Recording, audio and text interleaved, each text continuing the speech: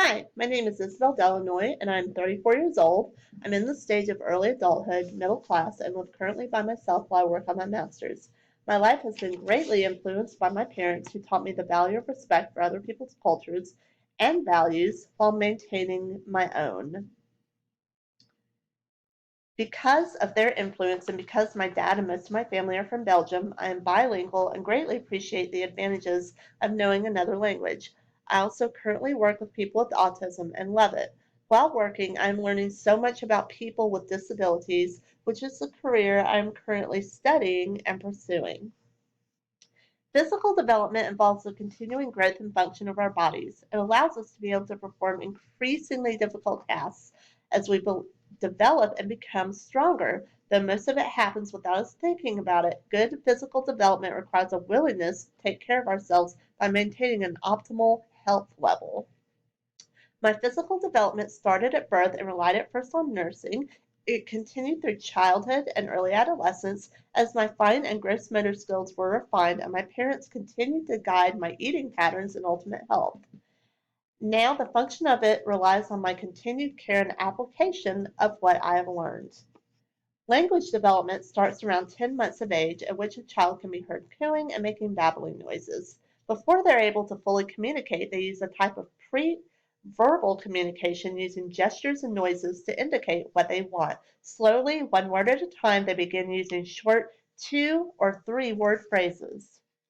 This was completely true for me as a baby, as my parents continued to aid my development by speaking to me in complete phrases and being patient with me while I learned to talk. What was unique is that I learned both French and English. I spoke English to my mom, French to my dad, and a type of pidgin language to my little brother. Cognitive development occurs within a person's thoughts, intelligence, and language. It involves the ability to process information correctly. According to Piaget, there are 4 stages of cognitive development, including sensory motor, pre-operational, concrete operational, and formal operational period. From birth to 2 years of age, I unknowingly coordinated my sensory experiences with my physical actions. From ages 2 to 7, in my pre-operational period, I began to use words to describe the world I saw. From 7 to 11, in my concrete operational stage, I developed logical reasoning, which included the ability to use objects. Moral development focuses on the emergence and understanding of morality from infancy to adulthood. According to Lawrence Kohlberg, there are 3 specific levels of moral development: pre-conventional, conventional, and post-conventional. Through these levels, we learn to treat others with respect and ultimately what is most important. During my pre-conventional phase, I was heavily influenced by my parents, who took me to church weekly and taught me to believe in God. As I grew older, I was schooled in a private Christian school, and my peers and I went to the same church. Now, in my post-conventional phase, I continue to maintain my Christian faith and respect my parents for the choices they made. Social development involves learning the value, knowledge, and skills that help us to interact with one another. According to Erik Erikson, this takes place within 8 stages of our lives, which go from trust versus mistrust all the way to ego integrity versus despair.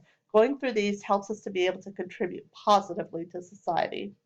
My social development began at birth as I learned to trust my parents who cared for me, and in early childhood as I learned to interact with friends and family members and was corrected as needed. This helped me to learn both right and wrong ways of communicating with others, and I also learned my strengths and that I had much potential to do what I wanted with education. Emotional development refers to the ability to regulate emotions and form secure relationships. It begins from childhood and continues to develop as children learn to deal with and handle properly the emotions that they feel. Being able to regulate emotions determines what type of decisions a child will make also later in life.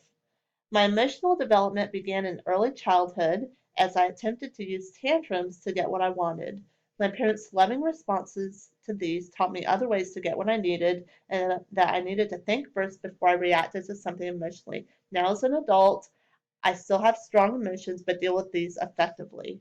The ecological theory, defined by psychologist Yuri Bronfenbrenner, explains the interactions of 5 environmental systems which affect us directly. It begins with a microsystem, mesosystem, the exosystem, and then our macrosystem or culture and chronosystem or life events.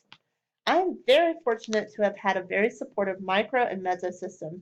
Both my parents were teachers in my school, and therefore I had a sense of confidence, even though I was naturally shy, that I might not have otherwise had it not been for these interlinking relationships.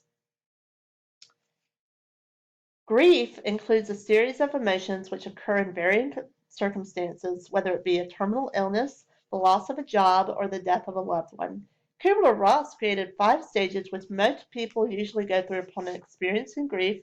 These include denial and isolation, and go through depression and acceptance.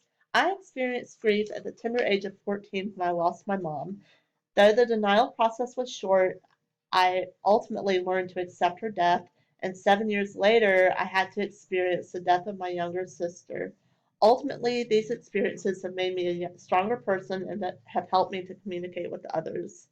As I move into middle adulthood, I look forward to traveling and experiencing more world cultures, expanding my microsystem, and on a smaller scale, experiencing and understanding the different backgrounds and cultures of my future students and their mesosystems and making their experiences positive. And now, only a few short years from middle adulthood, I look forward to the positive changes that I will not only experience, but that I might also make in the daily lives of my future students. I will do this by applying what I've learned about my own development and by talking and continually learning from others and what they have learned from theirs.